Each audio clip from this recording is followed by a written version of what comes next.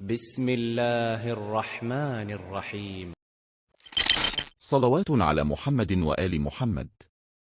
الترجمة العربية لهذه الفيديوهات تمت عن شات جي بي تي طريق الذكاء الاصطناعي. إذا رأيتم أي خطأ أو نقص من جانبنا نرجو منكم التكرم بالعفو.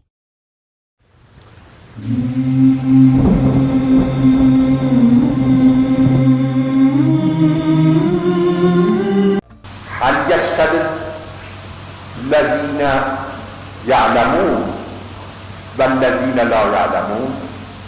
آیا آنهایی که میدانند یعنی عالمند با آنهایی که نمیدانند یعنی عالم نیستند آیا میتوانند برابر باشند؟ بعد تشبیه می‌فرماید، یعنی این یک نوع کنایه یا یک نوع استعاره است. هل تستوی الظلمات و النور؟ در اینجا خدای متعال عالم را به نور، جاهل را به تاریکی تشبیه فرموده.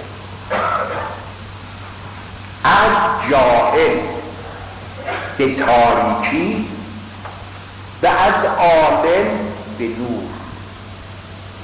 اون شب که ستاره ها و ما در پشت ابرها پنهان است توجه فرموده اید، چشم هیچ جا نمی‌بینه. راه و چاه یکسان، ممکنه یک قدم برداره به قعر درد شخص یا به ته چاه بیفته، اون چشم جایی نمی‌بینه. شخص جاهل همینطور، جاهل عملی انجام میده از روی جهل که نه اینکه توی چاه میفته، به چاهی خودش میاندازه که دیگه نمیتونه از اون چاه علیکم السلام و رحمت الله خارج بشه. در آیه دیگر میفرماید ان هل تستوی الاعمی والبصیر؟ آیا کور، شخص کور با شخص بینا این یک نواخت برابر عدده؟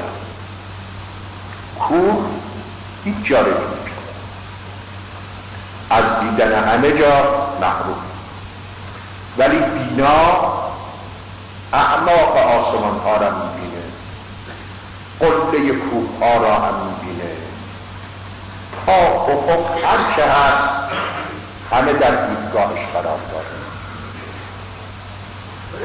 این فرق عالم و جاهل از نظر قرآن.